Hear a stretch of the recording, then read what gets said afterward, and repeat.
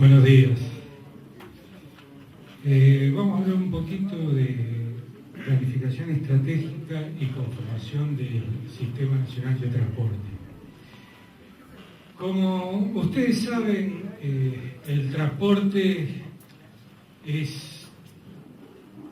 reúne una serie de problemáticas complejas que van desde físicas, como el problema de la conectividad, el problema de la articulación del territorio, económicas, socioeconómicas, políticas y geopolíticas. Por lo tanto, es una actividad clave o crítica porque los errores o las omisiones que podamos realizar en materia de transporte generalmente tienen consecuencias severas. En el transporte, cuando uno mete la pata, difícilmente pase desapercibido. En este momento, Argentina está recuperando su capacidad de planificación estratégica. Somos un país que tuvo toda una tradición de planificación desde los primeros planes quinquenales de Perón, lo que fue la actividad del CONADE, Consejo Nacional de Desarrollo después, incluso el aporte del modelo argentino que hizo Perón en el 74, hasta fines o mediados de los 80, hubo todo un expertise en planificación. Más allá de la calidad o del resultado final de aquello que se estuviera planificando. Pero había técnicas de planificación, había organismos de planificación y había planificadores. Todo eso se perdió a lo largo de un par de décadas y hoy estamos en tren de recuperarlo en el área de transporte.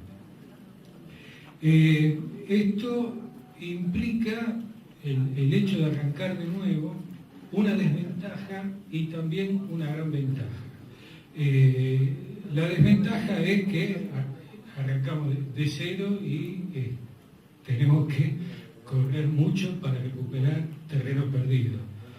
La gran ventaja es que como podemos arrancar desde cero, podemos hacerlo en base a los nuevos tiempos y en base a las nuevas técnicas. Y a veces, muchas veces, cuesta más transformar lo previo que comenzar algo desde el inicio. Y si no es así, por lo menos pensamos que es así y nos deja más tranquilos. Dentro del Instituto Argentino de Transporte, el Instituto Argentino de Transporte es sobre todo un gran lugar de articulación institucional. Está el área de planificación, que la está llevando adelante la Dirección Nacional de Planificación y Coordinación del Transporte, y dentro del área la tarea principal es la formulación en este momento de los lineamientos del plan y de una serie de medidas tendientes a la conformación del Sistema Nacional de Transporte. El plan que estamos pensando es un plan federal estratégico de movilidad y transporte. Esto implica un plan federal y un plan participativo. Esto es, con el involucramiento de todos los actores que tienen que ver con la actividad, tanto desde el punto de vista de los prestadores de los servicios de transporte, como de aquellos sectores que son usuarios de los servicios de transporte.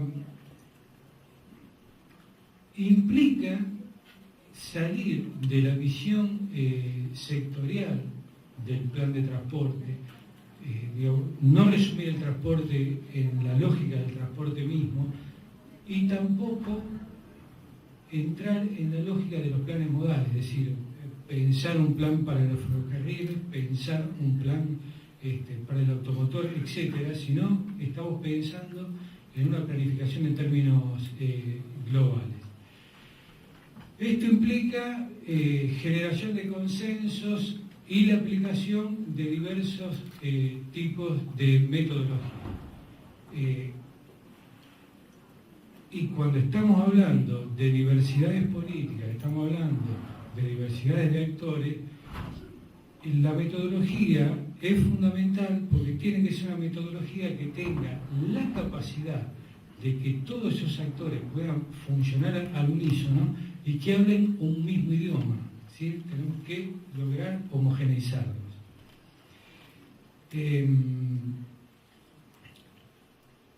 El plan, tal como se está pensando, está vinculado a la conformación del Sistema Nacional de Transporte. El Sistema Nacional de Transporte es la integración de la comunidad de transporte. Esto que decíamos antes. Los estados, en los distintos niveles, nacional, provincial, municipal, las cámaras empresarias, los sindicatos, las universidades, las ONG, todos.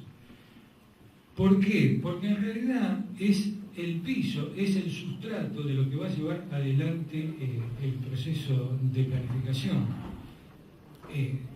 El plan es una herramienta, el sujeto es el Sistema Nacional de Transporte.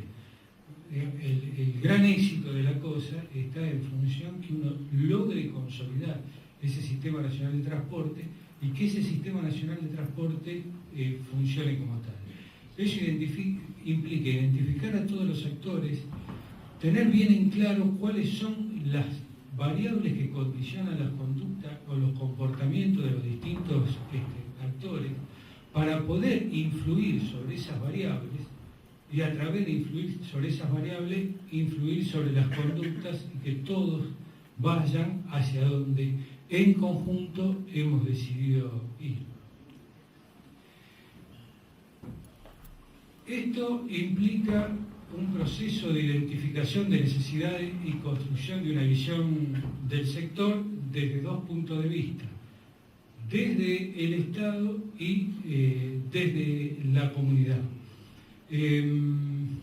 Es importante estas dos visiones porque cada uno de los distintos actores, tanto el actor estatal como el actor privado, tienen distintas perspectivas de las cosas.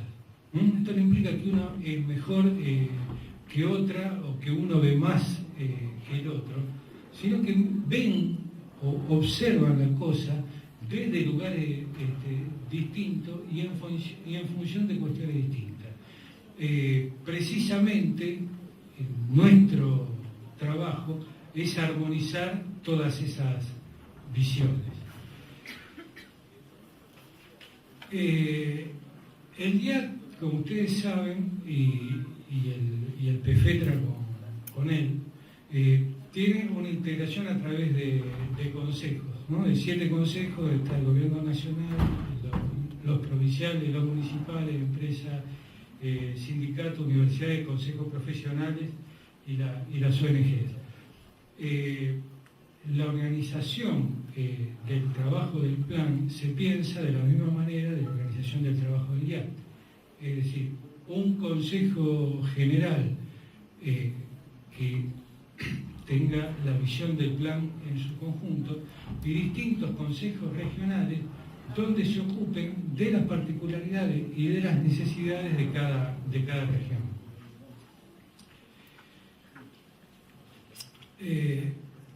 Las claves del proceso, que insisto, está en la conformación y fortalecimiento del Sistema Nacional de Transporte, implica desarrollar entes técnicos permanentes, institucionalizar ámbitos comunitarios en análisis, reflexión y decisión,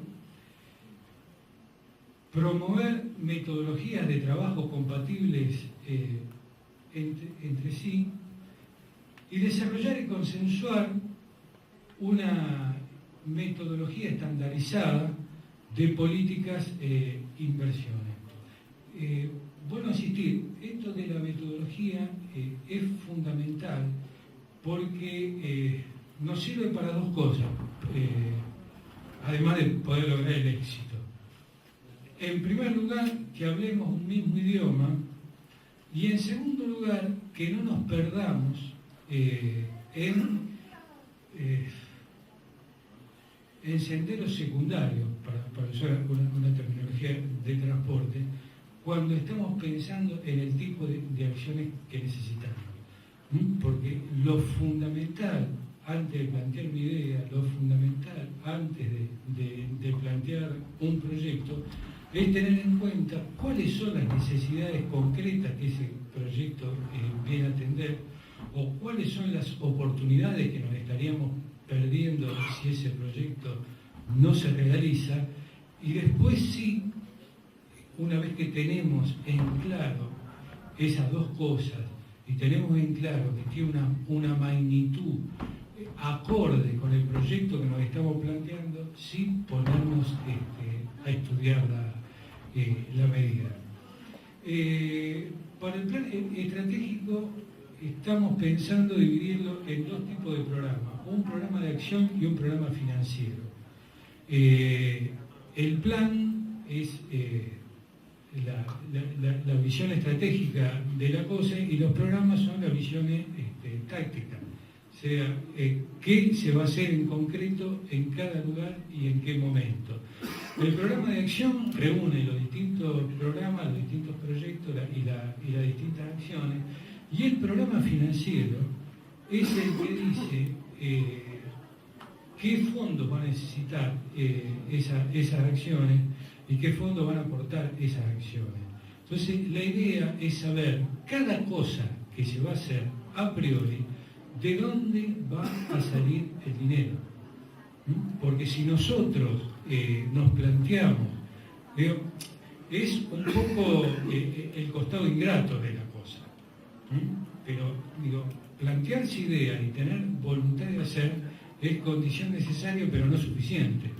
Yo puedo tener ideas brillantes, si no tengo manera de financiar esa idea, queda en el cajón o en alguna biblioteca como un proyecto brillante, pero no más que eso.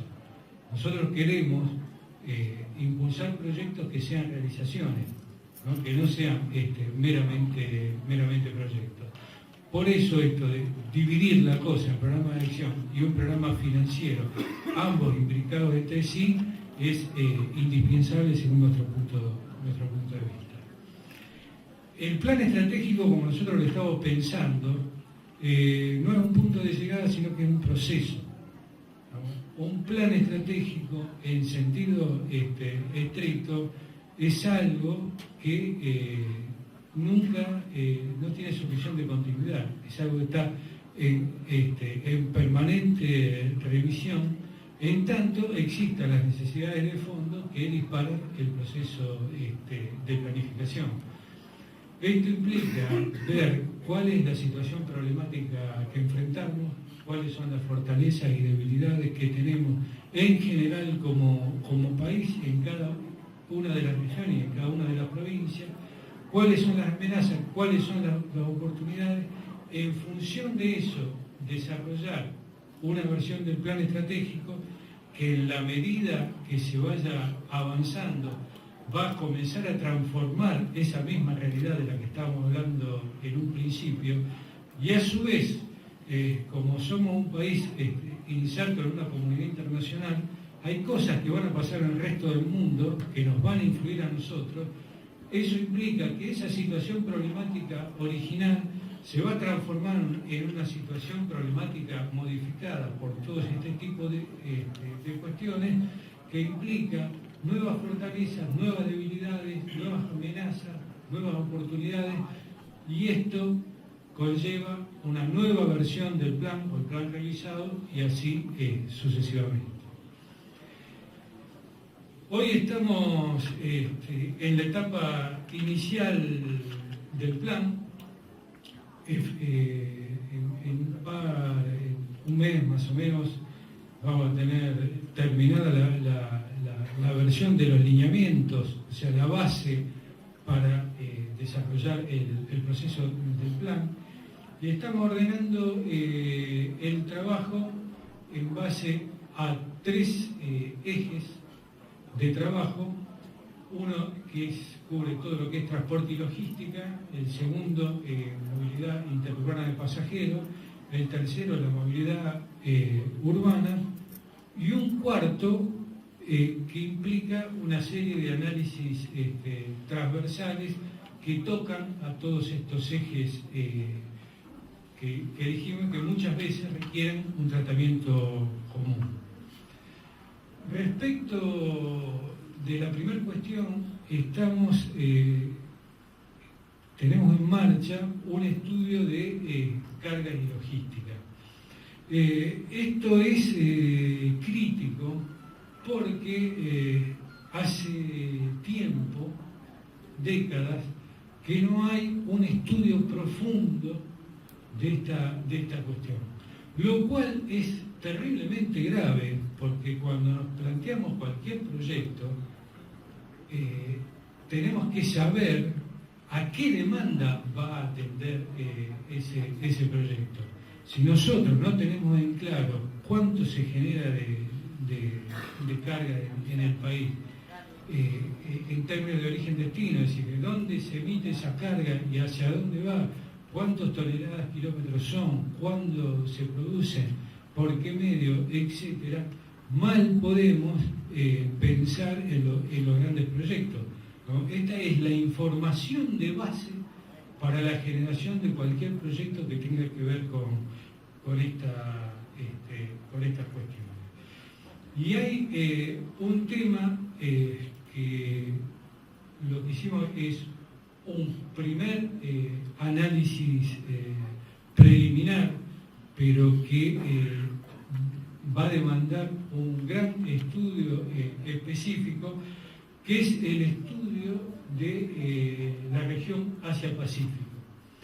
Ustedes saben, es un tema muy movilizador, y van a escuchar permanentemente el tema del Pacífico, de los puertos del Pacífico, de los corredores bioceánicos, etc. En realidad nosotros tenemos una situación bastante singular, porque el grueso de nuestras cargas marítimas, los grandes graneles, se generan muy cerca de los puertos. Y en días de navegación,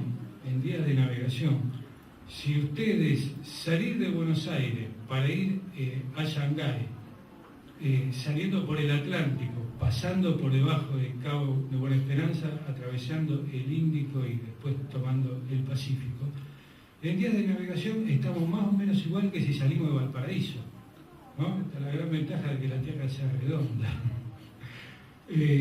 Entonces, pensar en puertos del Pacífico y pensar en cruzar al Pacífico implica primero tener un estudio muy fuerte y muy profundo de ver cuáles son las cargas factibles y cuál sería la línea de puntos en el territorio nacional que me diga que de acá para acá conviene salir por puertos del Atlántico y de acá para acá conviene salir por puertos del Pacífico. Una vez que tengamos establecido eso, sí vamos a tener el material de base para poder ver en cuánto se justifican los grandes proyectos de interconexión transportillerana. De la misma manera que los estudios de carga pasante. Cuando se habla de corredores de Brasil a Chile, ningún industrial paulista va a sacar su carga por Chile, teniendo el puerto de Santos ahí al lado. El precio de la tonelada por milla náutica es sustancialmente inferior al precio del transporte terrestre. pero sustancialmente inferior. Entonces, hay determinados proyectos, por ejemplo, el proyecto chino, ¿no? Hay un proyecto de China con Brasil que habla de un corredor ferroviario que vaya de San Pablo y salga al Pacífico por Perú. Pero, ¿qué pasa? Ese proyecto no está partiendo de la lógica de llevar carga de San Pablo hasta Perú, sino que atraviesa una zona del norte del Mato Grosso, que es una zona minera muy rica, que en este momento no está en explotación, porque precisamente no hay infraestructura de transporte ni infraestructura energética para acometer esa explotación. El hecho de tener esos yacimientos en explotación que están en el medio del continente americano es lo que justificaría esa red para poder llevar esa carga desde ahí hacia el Pacífico. Es decir, la lógica no es una lógica transcontinental, sino que es una lógica local la que está determinando esto. Bueno, voy a redondear un poco porque si no vamos a estar en problemas. Todas estas cuestiones son cuestiones que están en análisis y en discusión. Sobre ninguna de estas tenemos hoy elementos para hacer un juicio definitivo. Precisamente lo que estamos es desarrollando un proceso para tener una visión integral con la participación de todos, desde aquí hasta la Quiaca y desde la costa atlántica hasta la cordillera, con un método, una visión integral y sobre todo objetivos y pasos muy concretos desde el punto de vista técnico. Muchas gracias.